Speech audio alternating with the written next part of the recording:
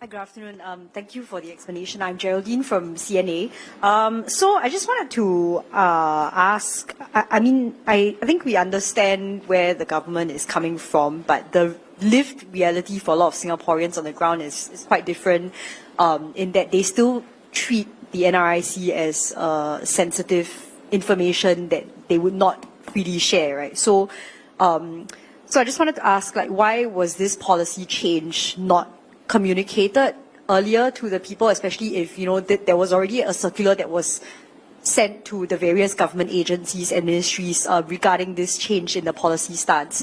And then on a sort of separate but related note, I note that Minister Indrani had actually mentioned that the change, so not showing the NRIC number for the people search function in this file might make it less convenient for some people. But that is the right balance to strike between transparency and public concerns, right? But why not go back to the previous way of showing the masked NRIC numbers? Because, I mean, if you're saying that NRIC numbers is not meant to be treated as sensitive information and it can, and we've already been using masked NRIC numbers, why not just go back to that instead of now not showing even the masked NRIC numbers?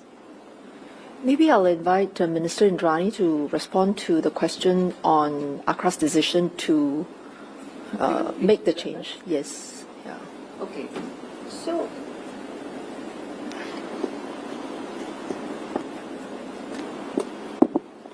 right.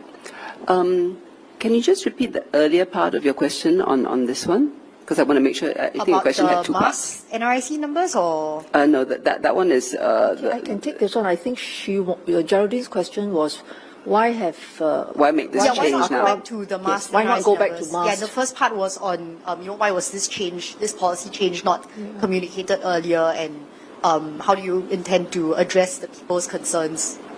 Okay, so with respect to ACRA, we considered this, right? You could go back to the earlier one where when you search, it will show a partial NRIC. But given that one of the concerns is that partial NRIC gives a false sense of security, and it is actually possible to work out a full NRIC, and given the public concerns in the wake of this incident, we felt it would be better not to show either partial or full for the present time. But what we are doing is looking to see whether there's any other way we can do this to make it easier for people to find the right person or the information they're looking for. So one easy way would be this. If you have the info. Remember I talked about the example of, let's say, Emily. If you type in Emily, it may come out Emily Tan, Emily Go, Emily Lee. But if you happen to know the company of the Emily that you are searching for, let's say Emily and her company is Star Enterprises. If you type in both, then it will straight away give you the right Emily. But if you don't have any other information and you only have Emily, then, 3 or 4 or 5 Emilys might pop up, in which case you would have to do the level 2 search, because the level 2 search is where you get full information. So that's the current position. We're looking to see how we can make it a little bit easier, but for the present time, we felt that it would be better not to show any NRIC, whether in full or partial. So let me take your first question, Geraldine. I think we can all appreciate from this exchange how delicate this set of communications is going to be.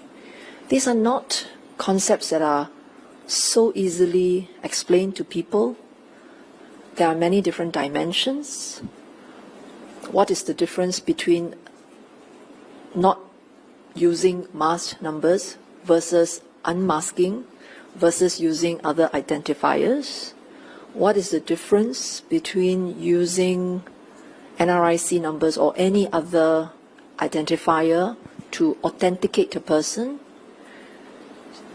And I think we have to keep in mind that in seeking to share more with the public, in fact, we had to first establish a basic understanding of where the public was.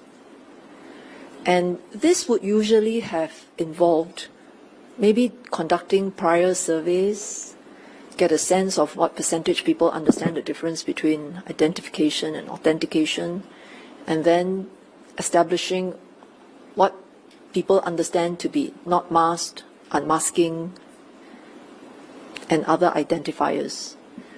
So the process of going through a communications exercise itself is non-trivial, which means that you've got to plan it, and you've also got to find the right time to do so and not alarm people unnecessarily. So the question was that, when do we start the communications exercise?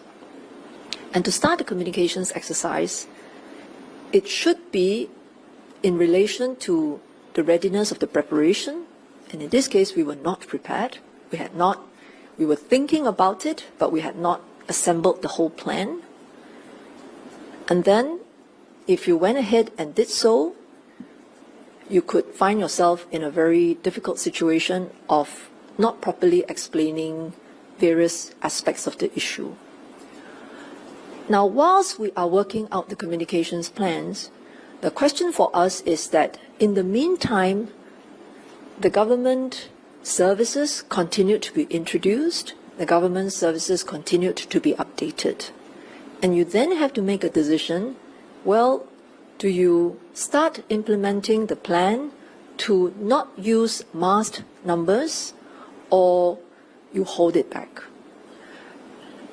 And weighing the two, we decided on balance, whilst we were not ready to communicate it, in order not to cause abortive efforts at updating systems or introducing new systems, it was probably better within the government to make clear that we are moving away from the use of masked NRICs. For most intents and purposes, this may not have involved direct communications with the public. It may not have involved them being on the receiving end of the change in this approach. It would mostly have concerned how agencies, public sector entities interacting with each other. So, for example, if we are describing a person getting some form of social support, do we continue to describe this person fully using the full set of the NRIC number, or we continue to use this masked NRIC number?